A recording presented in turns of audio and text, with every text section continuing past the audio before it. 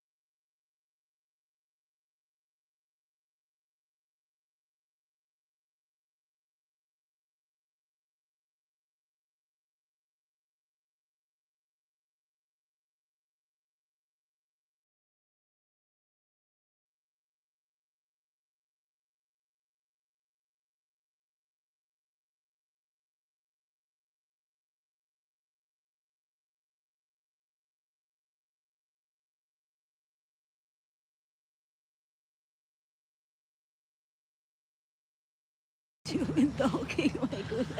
Can you hear me now? See if you can hear me now, April, please. Oh, yeah, yeah, Well, I'm so sorry, everybody. I was muted. Forgive me. In that case, I'm going to have to say my signature thing one more time. Howdy, folks!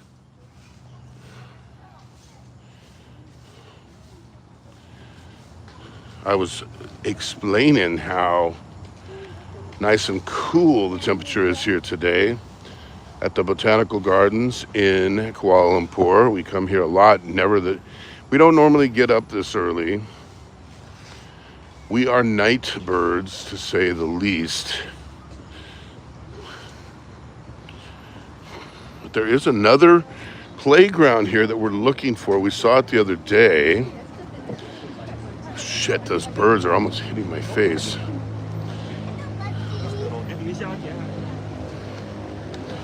I will get to your comments in 1 second, everybody. Welcome to the Botanical Garden in Kuala Lumpur, Malaysia.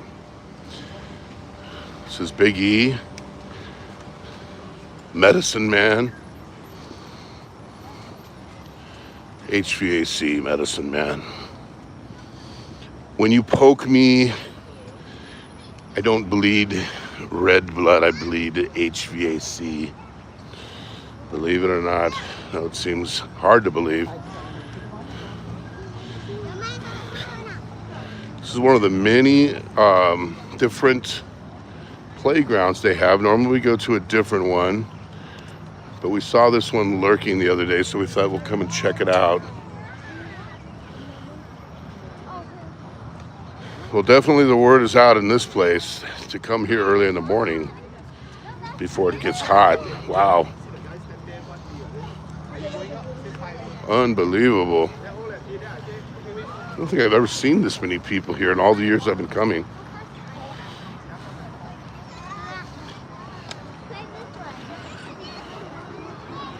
I'll sit down here and see the comments. Give me 1 sec.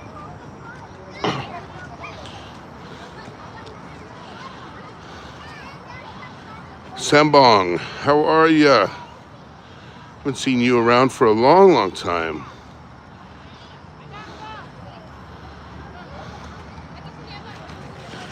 Nice to have you back, Sabong. All right, what are we going to talk about today? There's a couple things.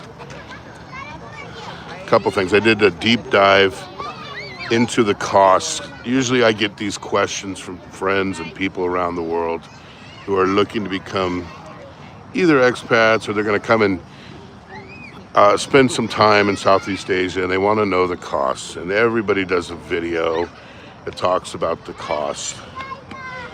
And 99% of those are lying. So I'm going to tell you the truth, country by country, and I'll try to make it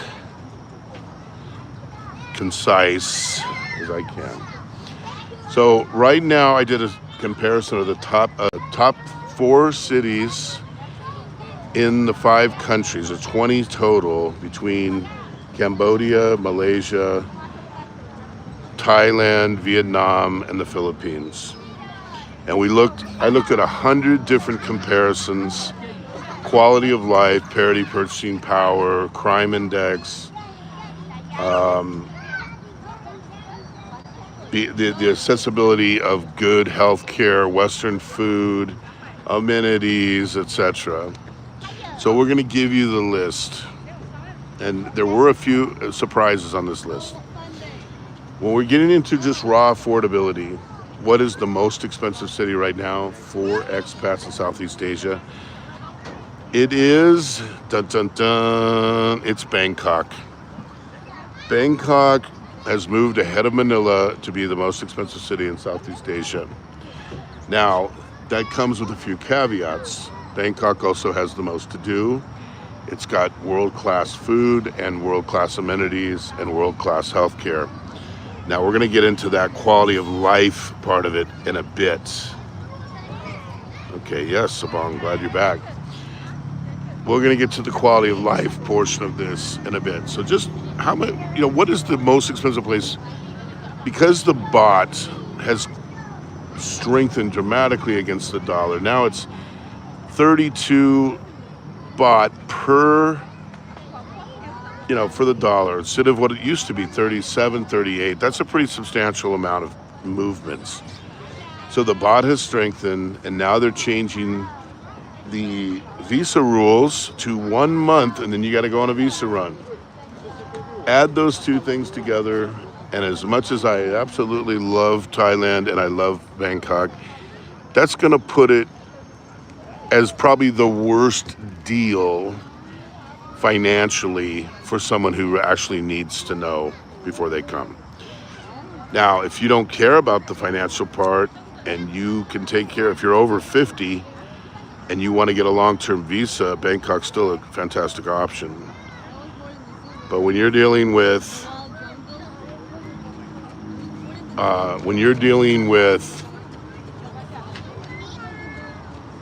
the difference in the baht, the visa fees, all of these different things, it really does start to add up very substantially and very quickly. So number 2 most inexpensive on the list is Manila. Now, it's not a fair comparison always because Manila is almost the exact same price as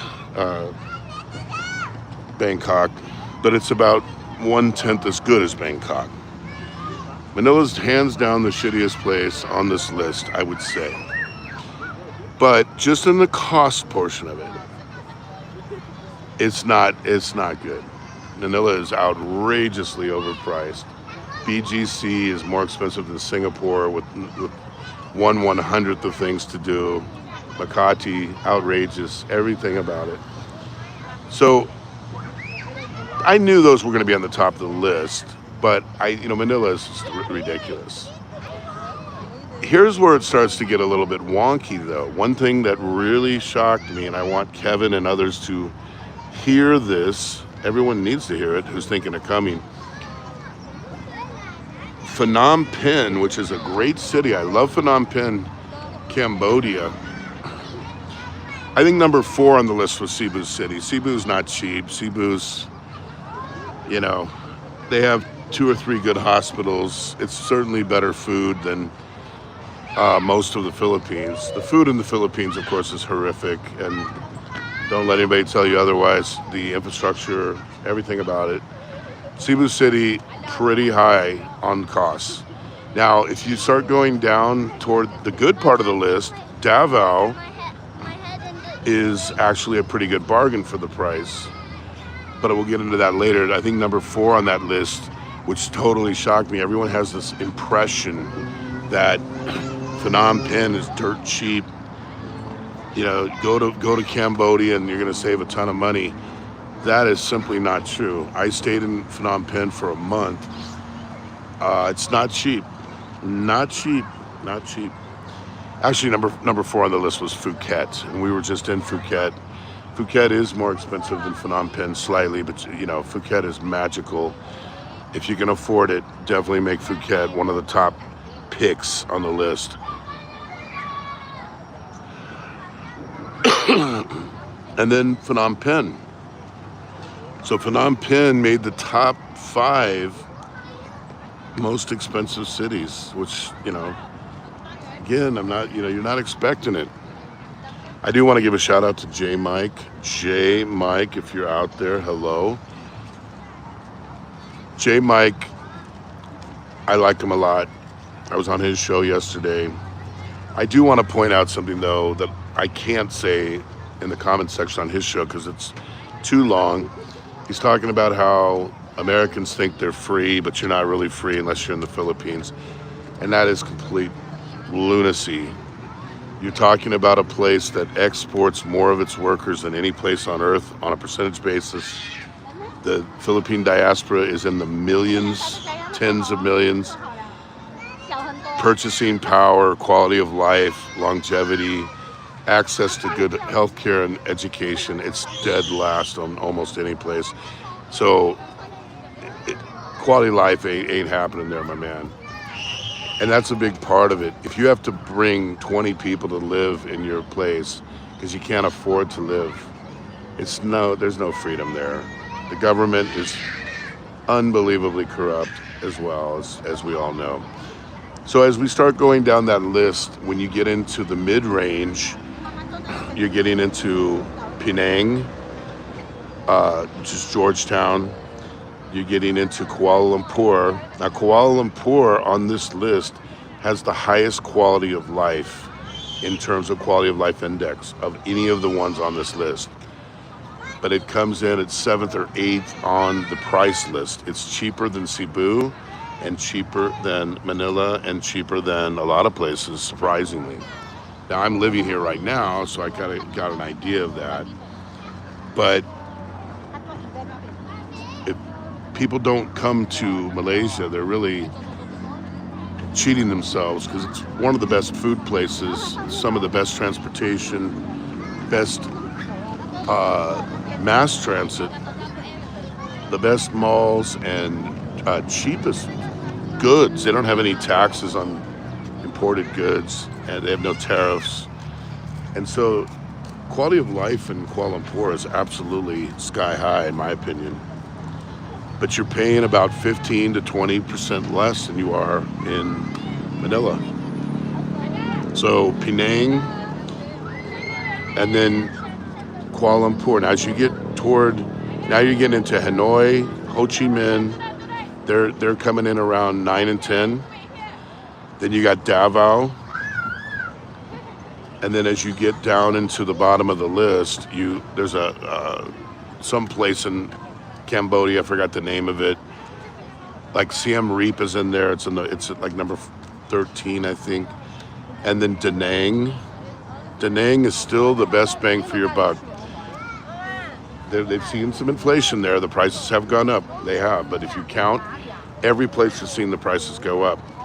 So best bang for your buck, if you're counting dollars, Da Nang is the place. Da Nang has 1.3 million people, phenomenal food, world-class beach. Still, it's cheaper by a substantial margin than Cebu or Manila, and the beaches are better in Vietnam. The food is better, and there's no traffic in Da Nang. This is the botanical garden. You guys want to go back to the other part?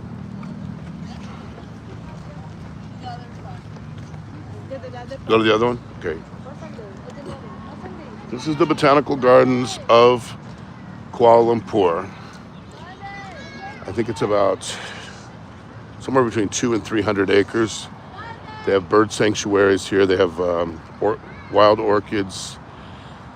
I would say it's not quite as good as the Singapore one. Singapore Botanical Garden is the best I've seen, but it's the second best. So anyway, back on that list, Da Nang still came out number 1 on this list. So Da Nang has become a major tourism spot. And so you see amenities popping up right and left to deal with that. But they still have the best beaches, the proximity to Hoi An, Way City, Monkey Mountain, Marble Mountain, the Han River. Still have to put it number 1. I think Phuket is just as good, maybe better, but it is twice as expensive, so just bear that in mind. Now, I do find it funny that in the community, no one will ever go out and explore any place, and no one seems to be able to show any place. I'm not saying this in a boastful way, but it seems like I'm the only person who can show places, people. It's the craziest damn thing I've ever seen. People want to go on YouTube, have a channel, but they don't want to show anything. It's ludicrous.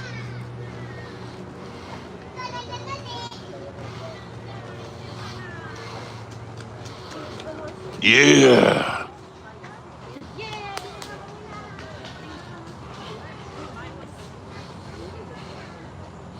People often will say, how come you're not showing your face, Biggie? Well, I just showed it right now.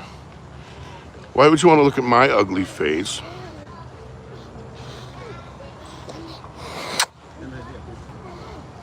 When you can look at all this beautiful scenery. That's how I look at it. I used to go on camera all the time. I was always on camera. I did show after show after show on camera. I did vlogging. But I get tired of seeing my own fucking face. Anyway, I noticed that though in the Philippine vlogging community, nobody shows anything. They can't show people at the beach, playing in the beach, going in the water, going to a nightclub. It's like everything is hidden. Everything is secretive. Even people have secretive girlfriends. They can't share it because they're afraid of what people are going to say. Everyone's scared. Then they'll say, I'm not scared. Yes, you are. You are scared. I say just show whatever the hell you want to show and don't worry about what people think. Who cares what people think, man? Somebody on YouTube.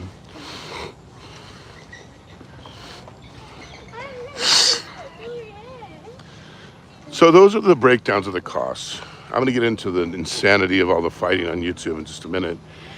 But let's just stick with the costs. Go to these other places. You know, don't just go to one spot and sit there in a fan room staring at the wall. Look, if you can't afford a better life than what you have back home, you're probably better off staying at home. Worst case scenario, you can survive just on the government cheese alone. You know, if you have two people and you're both getting a big 5-pound block of cheese, I think you're looking at about close to 20,000 calories.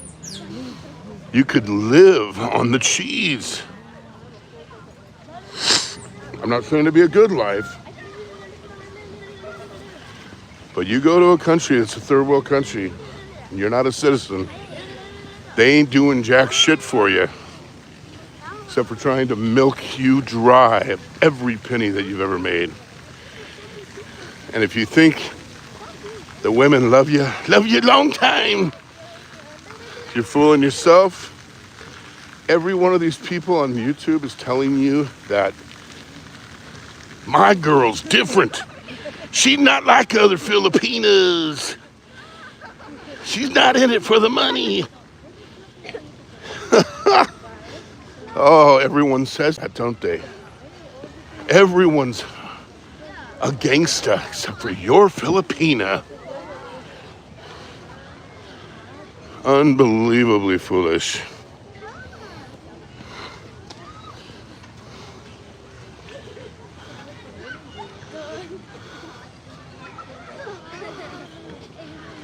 Okay, you guys go ahead and play in there. We'll loop around to those. Go ahead, in there.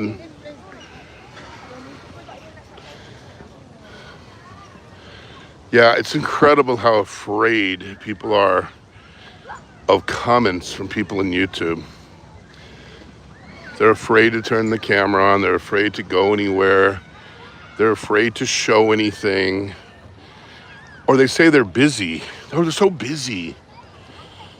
Busy doing what? No one works.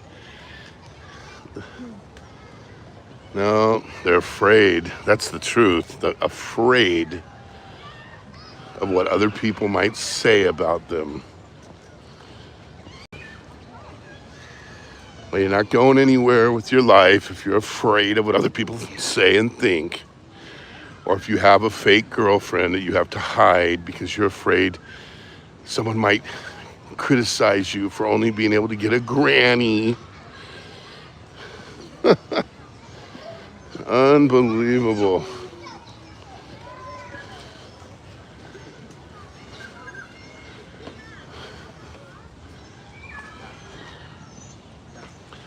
But I want to say a shout out there to J Mike. Keep up your walkie-talkies. Keep it up with the showing stuff. The authentic Manila.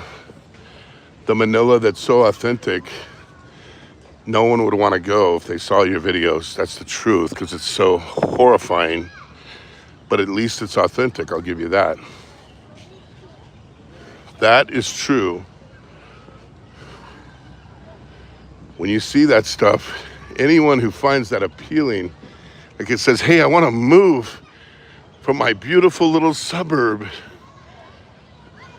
here in the United States and go to where it's a nonstop ghetto. Yeah! That sounds so good. No, it's not. It's not good. It's shitty, but at least it's truthful. That I'll give him credit for. And he might not know that he's doing that, but that is what he's doing. Hopefully warning people not to show up if you're expecting rainbows and sunshine. Okay. So that's one of them. Go to the different countries, see for yourself what you like the best. Spend a month or two in each city before you make a lifetime decision where you're going to live. Because what I see nonstop losers, people who are afraid to turn their camera on, people who are afraid to meet people who go to never go anywhere, never show anything yet they want to be on. They want to, oh, dude. Uh-oh.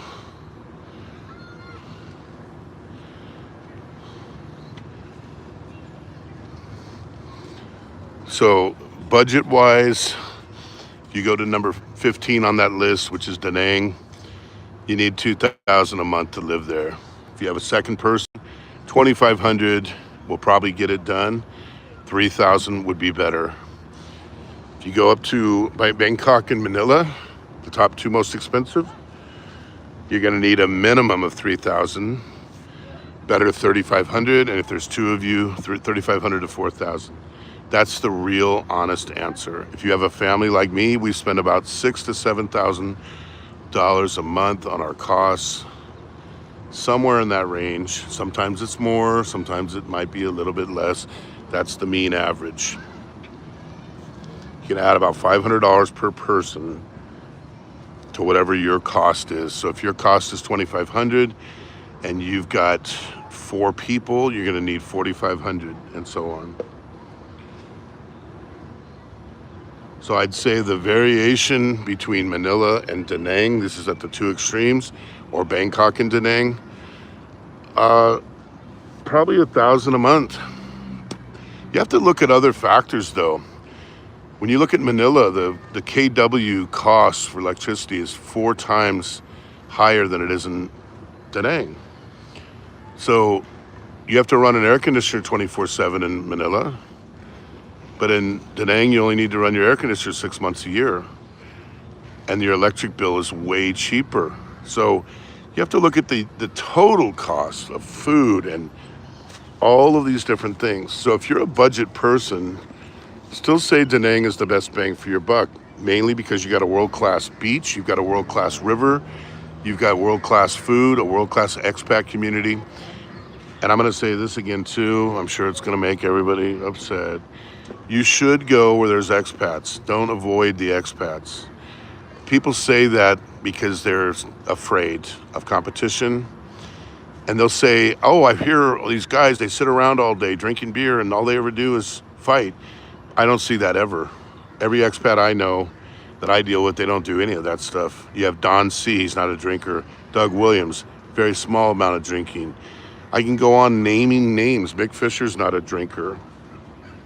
So many people that get lumped in that are out fighting everybody and out drunk all the time and screwing whores all the time. I don't know anybody like that. I know a few that I've seen in the notorious places, but for the most part, it's not how it is.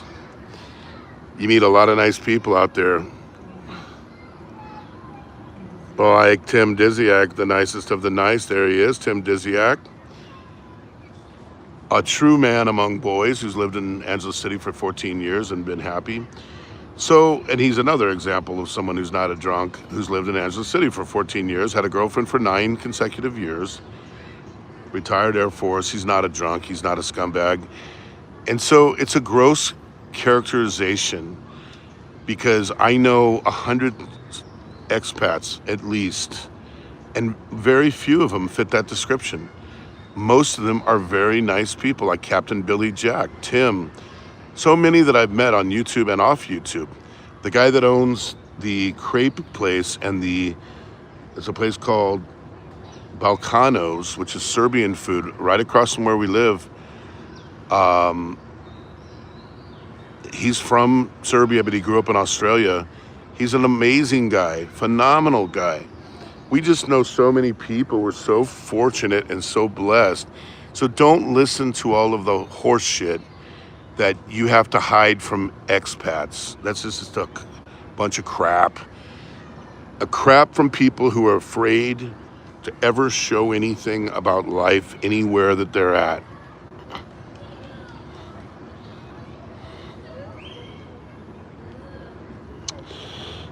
I would show you my very bad eyes, but it's all fogged up.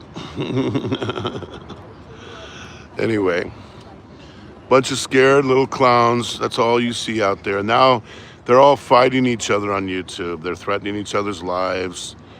It's a race to the bottom to see who's a bigger scumbag. Every little statement that gets made by a troll gets blown out of proportion, and everyone wants to fight each other, and they're all sparring partners for Mike Tyson in his prime. I don't think so.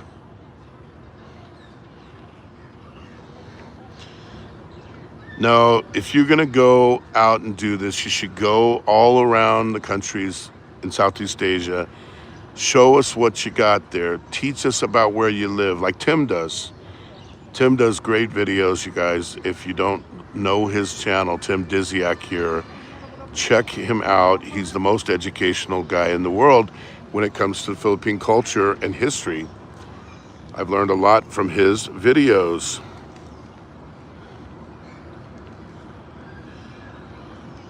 Oh, the temperature here right now, it's probably about 27, 28. When we first got here, it was actually a little bit chilly, maybe 23 or 24.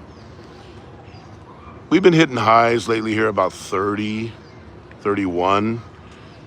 It's much cooler here than, well, in Da Nang, where we often are, we had this time of year, like in July and August, it gets to like the mid 30s to high 30s. But it's cold in Da Nang the other 6 months a year, like it's 18 to 22 or 23.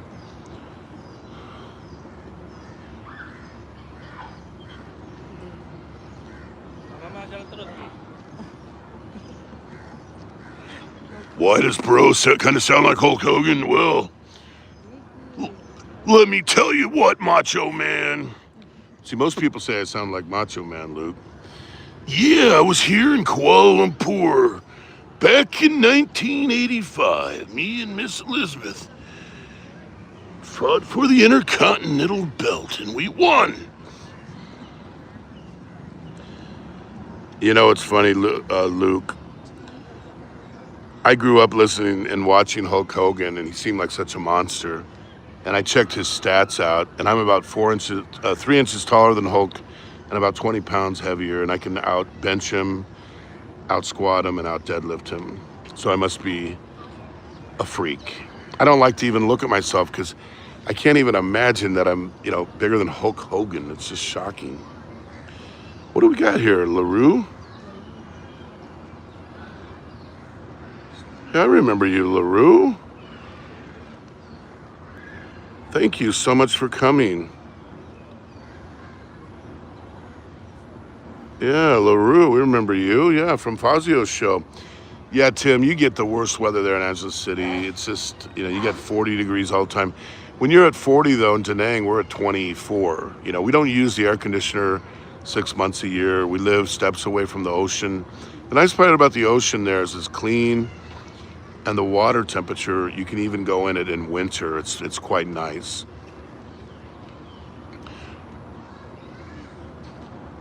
Yeah, I remember LaRue. Yes, of course, we remember you. So,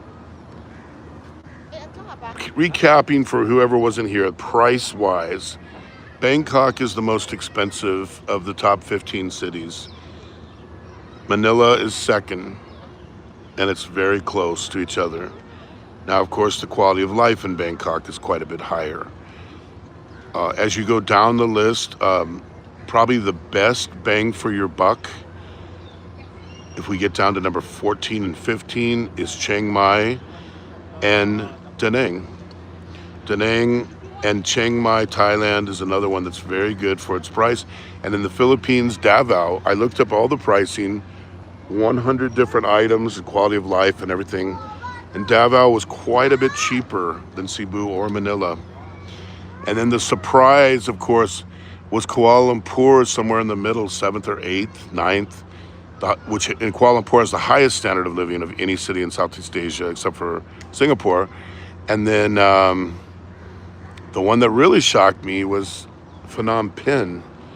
Phnom Penh, which we like Phnom Penh, I like it there, but it's actually like the fifth from the most expensive. People think it's cheap. Like somehow people think Cambodia is cheap, but I don't think so. It doesn't seem cheap. So I recommend to every one of the cities on the list, by the way. Siem Reap is in that list. Penang, Georgetown in Malaysia is in that list. The other one that is, so it goes Da Nang, Chiang Mai, and third from the bottom, where we stayed the last time we were here, which was in Johor Bahru, right on the border of Singapore. We really liked it there, and we used to go into Singapore multiple times to do a visa run. And then I flew out of Singapore. It's just right on the border. You just bus your way right in. You walk across the border, and then you take a bus for 10 or 15 minutes into downtown Singapore. Singapore's not going to be on this list because it's very expensive, but when you look and compare Singapore to BGC and Makati, the prices are almost comparable. And that's laughable because Singapore is 1,000 times better than BGC. So check them all out. If you're going to have a channel, show the Philippines, show what's going on, show life there. You're not busy. You have nothing to do in the Philippines. There's nothing there to do. Nothing. That's why everyone's a drunk, okay? There's no activities other than the mall. So stop kidding yourself. Stop telling yourself that your Filipina is the only one that is not working you for money, because I can guarantee you you're being worked one way or the other. And I would say to the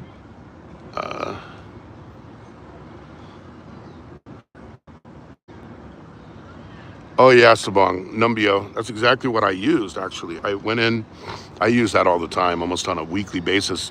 We do a lot of statistics for work because we do a lot of demographic research. And I use Numbio almost every week.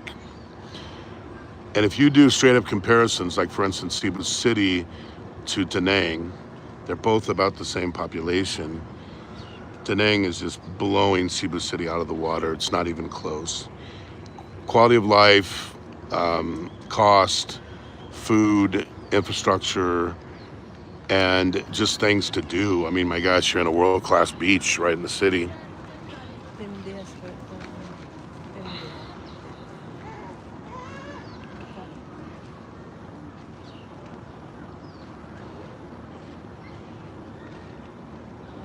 Nice roaming around. Yeah.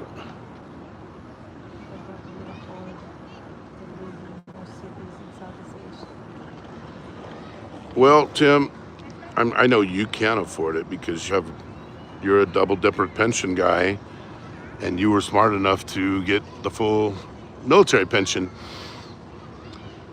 I would love for you to come to Da Nang one of these times, Tim, and spend a day or two with you. This is what happened with Mick Fisher. Once he came, he didn't want to go back. And there's a lot of other people that I'm not going to name that you know of, that you know them on a household basis, that have gone there and they didn't go back, and they don't want to go back. I actually, Tim and others, asked my children 2 days ago. You can ask April here. She's sitting right beside me. I said, look, why don't we go back to the Philippines for 3 months or so? Let's go stay in Boracay where we used to live.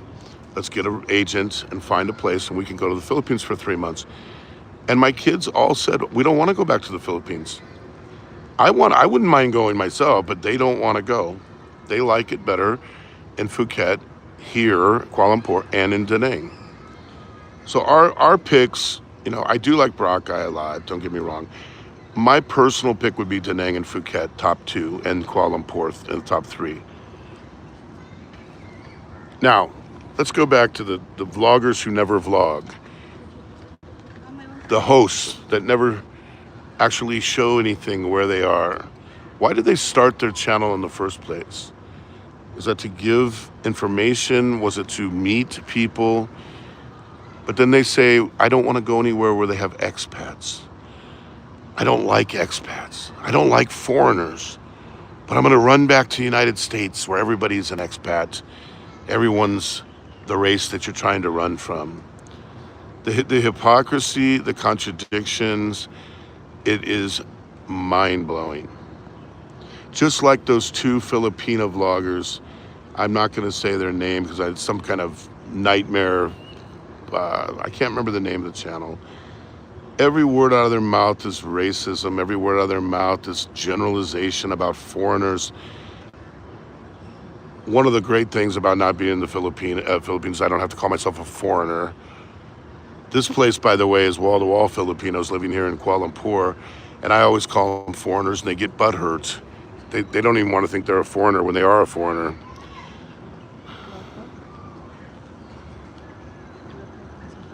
But yeah, the generalizations, how do you make your Filipina happy? She's putting you to the test. And if you do this, this is what will happen.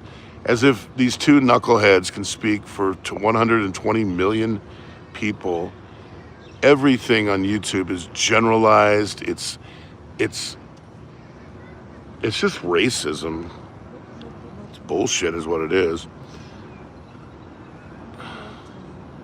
Go out and see for yourself. That's my admonition for the day. Go see for yourself. Now, last but not least, there was a bunch of fighting with expats on YouTube. Everyone wants to compare dick sizes, okay? Most people who have that mindset, when you actually get to know them, they have a very tiny dick, and if they got one at all, it doesn't work. It's already shriveled up and stopped working. Isn't it best just to mind your own business and not be in a pissing contest to who makes more money? People always say that, oh, Big E's rich. I've heard that before. But the title of my show used to be Big E, I'm Broke. I don't tell people I'm rich. I don't know if I am or not. I have no idea what other people make. So we're not in a competition with this. We should be traveling around the world if we're so fortunate to be able to do that. And we should somewhat be happy-go-lucky, right? We should be thankful that we're allowed to do this and that we should set an example. And now I can't do that in my situation because I live with 2 females. That gives everybody palpitations. Everybody has a fainting spell when it comes to me. I'm so villainized. But we want to do it. No one's being forced. It's all done by people's free will.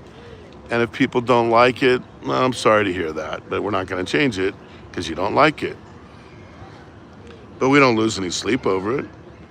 We don't spend any time debating it, discussing it, considering any of the comments. Also, I'll notice that everyone who says that trolls and the comments of trolls don't bother them, they seem to be the most bothered by trolls. They're haunted by trolls. Who gives a shit what a troll has to say? If they don't have the guts to actually have their real name and can talk to you face to face, man to man, on the record, why would you give a shit what some basement boy has to say?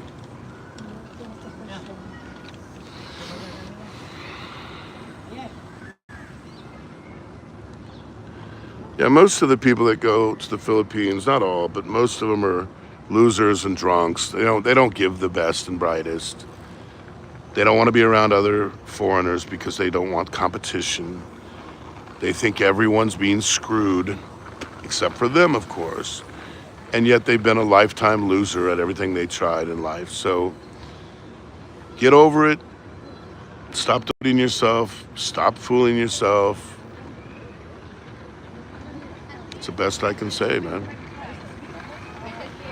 Stop fooling yourself.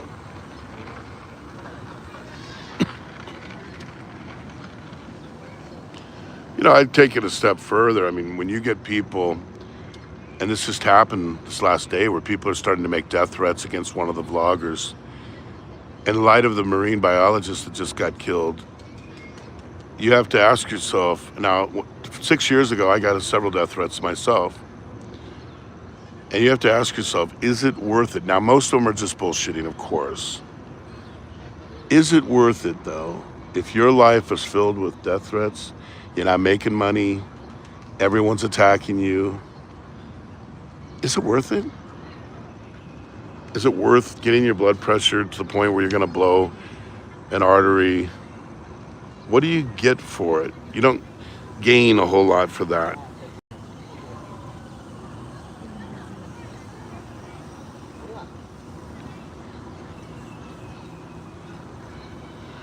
Well, on that note, Tim, I'm going to have to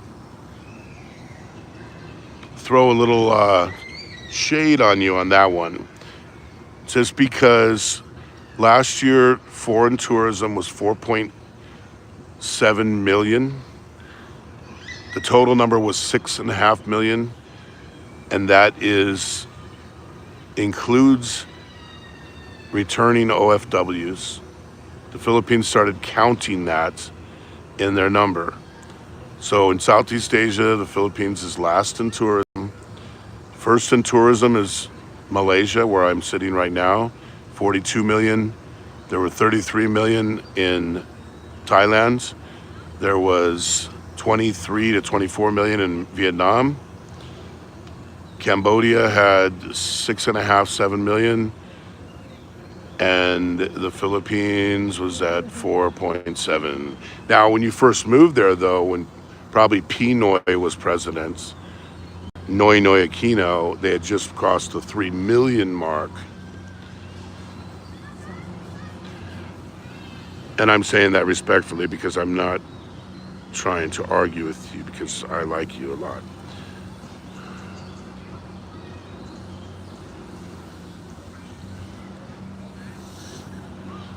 Well, Sabong, I'm going to answer that.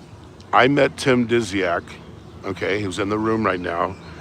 We met him, had lunch at Tequila Reef. He has a designer tricycle. He's a perfect gentleman. He talks, he listens, which is incredibly rare for an expat. He's not a drunk. He's an honorable man. And I can say this honestly, if there's one person that I would want to meet again from the Philippines, it's Tim. Because, like I said, it's a two-way street. He talks and he listens.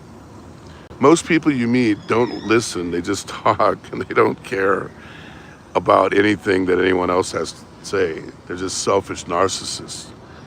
Tim is the opposite of a narcissist. So if I were to say, of all the people that I have dealt with in the Philippines, who would I want to meet the most again? It's Tim Diziak. That's the truth. And what I'm trying to also say about expats, yes, there are those expats that are sitting there with a beer in their hand at 9 o'clock in the morning, who are smoking like a chimney, drinking like crazy, and live in their narcissistic bubble, and they're bitter and angry at the world. Yes, there's a lot of those, mainly in the Philippines. But there's a lot of them that are not like that. And so half of the ones I met are not like that. And it's very cynical for us to say not to meet expats, because I've met tons of great expats. Over in Vietnam, Igor, who owns the crepe shop, Will Travels, Dale, Fluffy, there's so many that you can't, you run out of the names, you forget the names. So the vast majority that I've met are actually decent. And a lot of them in the Philippines community, Captain Billy Big Kevin. I hate going through a list like that because you always forget the people because I've met about 60 of them. Ricky's an amazing guy. Believe it or not, people don't think he is, but he is.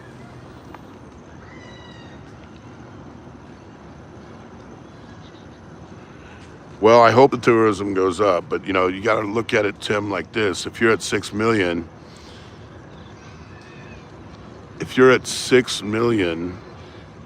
and Malaysia here is at 42 million and Vietnam is 4 times the amount of the Philippines, you have to wonder why that is. Now, the Philippines is a beautiful country, and I lived there for almost 10 years, so I'm not saying that it doesn't have its merits, but there might be someone's not getting the memo. But yeah, so quite the contrary, Sabong. I think you should meet expats. If I lived in Angeles City, I would try to meet Tim on a regular basis. The problem with the Tim Dizziak deal is he lived in Angeles City and I lived in Cebu City. And then I lived in Boracay, so I was far away. But he's a quality individual. And the people I met out here, like Doug Williams and Don C. and others, these people are rock stars. So quite the contrary. I think you should meet expats, and it's good to have expats around. It's also good for safety. It's good to have hopefully someone watching your back. Don't think the local people are watching your back. You have a price tag on your back, a dollar sign, an ATM machine code. You have to realize, and I'm not trying to be mean to these people. I love the Filipino people, but they make, in the engineering world that I'm in, when we hire somebody, it's very rare that they're qualified, but I've helped 3 or 4 over the years immigrate and get signed on to our company that are mechanical and chemical engineers. They literally made a 12 times paycheck just by taking a flight to Los Angeles. So imagine 12 times, whatever your highest salary was at any time in your life, and you times that by 12 and see how that would change your life dramatically.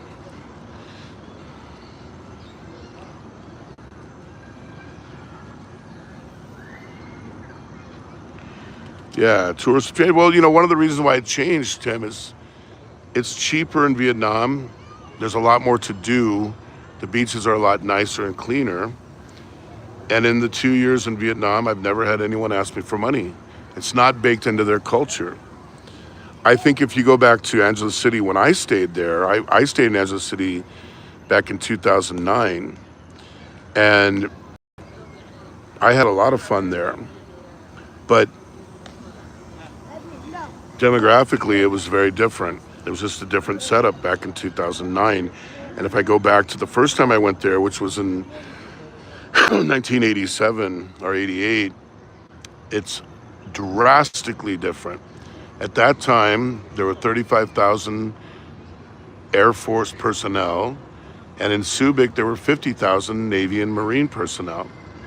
So you were around foreigners more than you were around locals.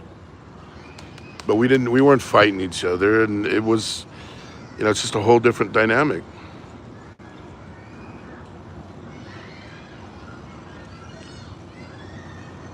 Uh-oh. It says retracted. I didn't do that.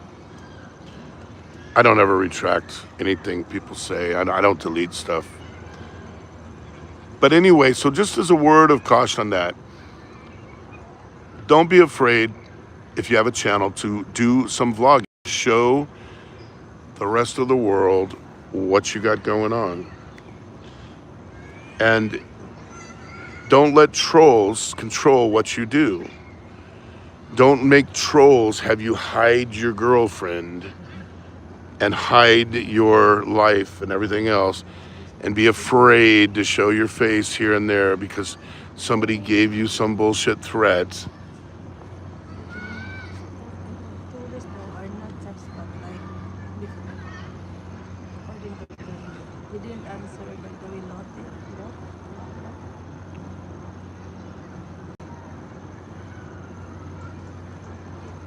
Well, that's good to hear, Tim, because I know they put a lot of things there at Clark, a lot of hotels, and they have a water park, golf courses. They're trying to make it more normal, and that's good. You know, every time another place in the Philippines pops up like BGC or Makati, that's a good thing for the Philippines. I think the Philippines right now is getting back in the game because the peso is now 62 or 63 to the dollar, and now it's going to make the financial disadvantage a little better than it was. The downside to it is the gas prices are much higher there and the electricity rates. But I like the Philippines. I like the people. I like her. But I'm just telling the truth. You know, like I don't have any dog in the hunt. I don't have any favorite. I mean, if I had to pick a favorite, I don't know. It's really tough between Thailand and Vietnam. But I like all these places, and I don't really have a dog in the hunt. I'm an American, and I can just share what I've experienced going through not only these places, but also living in Japan for a year and traveling to over 100 countries. But as far as the expat thing, no, you don't have to worry about meeting expats. Join a hiking club, a motorcycle club, a card club. There's so many different expat groups in Facebook and other places. We have right down the street from where we live in Vietnam, just steps away, they have ballroom dancing that they do twice a month. And it's, I don't know, 60 to 80 foreigners and locals, their Vietnamese girlfriends or wives, and they have ballroom dancing, and they all got to know each other and they became friends with each other. There's a lot to do out there if you'll just give it a chance. Don't surrender to the room with the beer and the emperador and the falafel. Don't surrender. Don't disappear. Don't hide. Don't be afraid if one person criticizes your girlfriend and says so and so can only get a granny, or she's not hot like so and so. And all the people who say it haven't had a girlfriend in their whole life, and they're sitting at home jerking off every day. So take it for what it's worth with a grain of salt.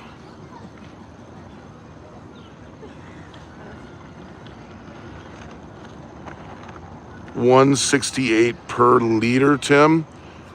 That's not good. 61.68.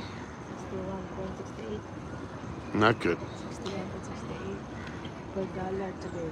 Oh, I thought you were talking about the liters. 61.68 per dollar.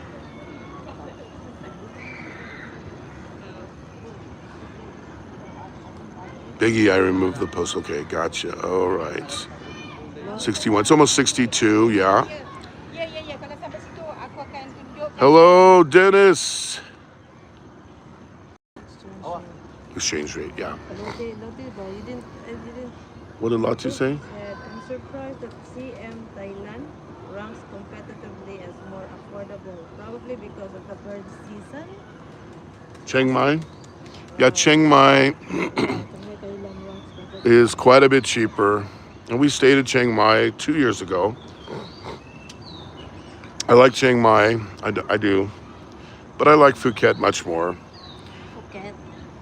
Phuket's my favorite. Jom Tien is my second. Bangkok is third. Chiang Mai would be in that list. And mainly the reason is I like being by the water. Yeah. But we liked Chiang Mai. We enjoyed it there. Had a good time there. We arrived in Chiang Mai the day Donald Trump won the election. We landed, got in our room, and they were doing the returns. So I was in Chiang Mai the day Donald Trump got reelected, November 5th. I was in Kuala Lumpur the day that he got elected in 2016, trouncing that scumbag Hillary Clinton, and just history. I don't remember where he was when he won the 2020 election. How are you doing, Dennis? So Yeah. Now, on the competitive list, let me go back to that since you brought that up there. Um, very high on that list is Johor Bahru. Johor Bahru has 1 million people, and they're right on the border of Singapore. So what's nice, if you're an American, you get 3 months on entry, but you can walk into Singapore and come right back, and you get another 3 months. You don't even have to pay anything, and you can do this indefinitely. And so you've got a full metro of 1.2 million people with its own unique character. And then you've got this other metro called Singapore, which is obviously one of the most dynamic places in the world, all right at your fingertips for one of the most affordable places. Lots of Is Big Kevin in here? yeah, the lots of Big people. Kevin is killing it. I saw your yard work upload, Kevin. Maybe that's why you've been naughty and not doing shows lately. Let me give you a little sage advice from Big Kevin that he told me back in 2020, back when I was the most hated guy on YouTube. We all had our day in the sun of being hated. And Kevin basically said, why don't you just go away from YouTube for a while? There's life outside of YouTube. And I did. I listened to him. I got off it for 2 years. Those were the best 2 years I've had in my life. Went back on it as the same old bullshit and creepy dudes. Got off it again, and I come back and forth. So if you feel it's getting to you, if you feel paranoid, if you're afraid to meet people, if you're afraid to show yourself, afraid to show your girlfriend because someone might call her a granny. Here's my granny. Hi, granny. Hey, God, you can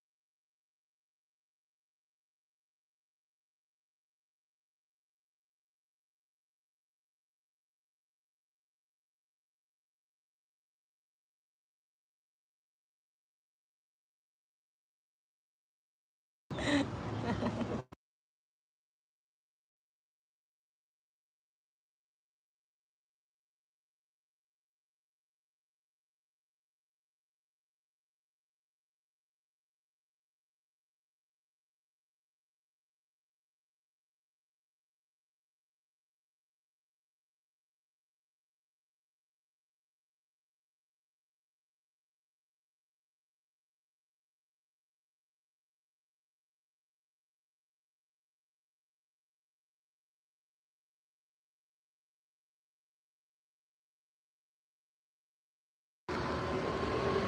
Sorry, I muted it, Tim. What I was saying to Tim is if your girlfriend doesn't want to be on YouTube, then we should honor that person's wish. We should. Not everybody wants to be on YouTube. And anytime I meet someone, I'll say, do you want to be on YouTube or do you want to not be on YouTube? About 80% of the time, they say, I don't want to be on YouTube. 90%. So I don't put them there.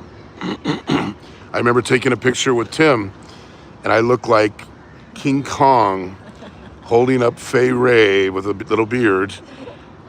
And I mean, literally, it was like the funniest picture. I looked like an absolute monster, Andre the Giant. But I asked him, is it okay if I take a picture? And he said yes. So I have no problem with people not wanting to be on. They're not doing channels. What I have a problem with is someone who does a channel, but never goes on and never wants to show anything because they're afraid of what vloggers will think.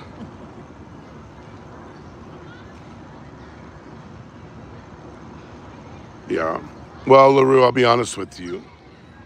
I am the bad boy of YouTube. I have 2 women I live with, Honeyco and April. I think Everyone knows that at this point. We've been together. I've known both of these people for years and years.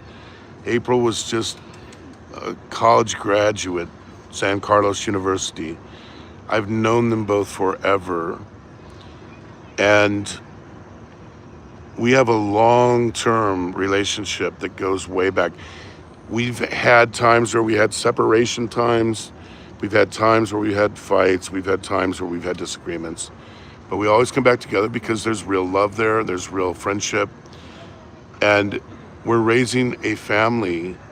And so I know that some of the men have palpitations because they're so concerned about that setup.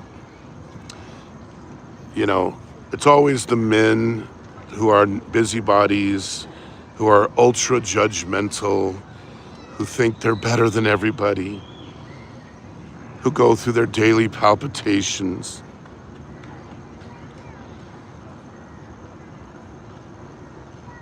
You didn't know that, huh? Well, good. I'm keep being in denial about it. So much of this vlogging. Maybe I shouldn't have a channel. I mean, like Tim, you do your channel. You used to do live streams. You were on camera. You've done all of your videos, Tim, about the Philippines. Work lang daw. Video. That's it. I think the fun is already been but let's see. Hold that. So you've been doing regular vlogging, educational videos, tourism videos, cultural videos, and you used to do live streams, Tim. And you meet people. You met me, you met J Mike, you met Habster, BT, Miss Muggs. I mean, you're not afraid. You're not a coward like most of them are, Tim. You're a real man. And that's what I'm saying. I think that we can handle flawed men. I'm a flawed man. I have a lot of flaws. Like I said, I'm a bad boy. So I got these two women. I've had a lot of women before these two. Okay, it's quadruple figures. But I'm a flawed man. We can handle flawed men. But we want real men who aren't pussies and cowards. And you are definitely not either of those, Mr. Tiziak. And neither is Big Kevin. Big Kevin met everybody. Everyone met him. Everyone liked him. My kids love Big Kevin. April and Honeyco love Big Kevin. He's likable. And people hate him because he's likable. People who have no social skills, who are freaks, who are living their life staring at the wall, are jealous because they can't be Kevin. They'll never admit that, but deep down they resent the fact that this guy that they think they should be better than him, that he's trouncing them when it comes to dealing with other people that he meets.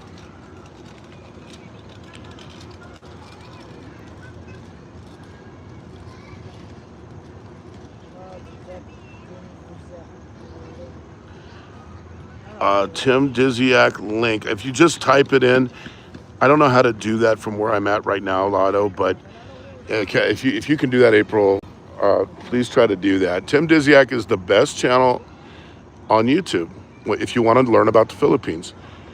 I'm the worst channel because I just, I'm going to call it out what it is. It's a bunch of malarkey, most of it, most of the YouTube Philippines genre. Tim Diziak is one of the few, one of the very, very few that actually is teaching you about the real Philippines. April and I were working on a book that we're writing called The Real Filipinos. It's about the Igorots, the Aitas, and what's the one down south called again, April? Igorots, Aitas, the other indigenous group, and we got the Wari people, and I can't remember all the names off the top of my head, but so we're put, huh? The Bajaus. Pajaus, there's a bunch of them. That's not the one I was thinking think it starts with a D. And yeah, 2 women is good. 3 would be better if anyone wants to put their application in. I think the most I handle is 4 because I can't do more than 4 sessions a day. That's where I tap out, believe it or not, and I'm not bullshitting. But 2, I can handle 2. 3, maybe it's stretching it. 4, we got to have a different residence because our house wouldn't be big enough for 4.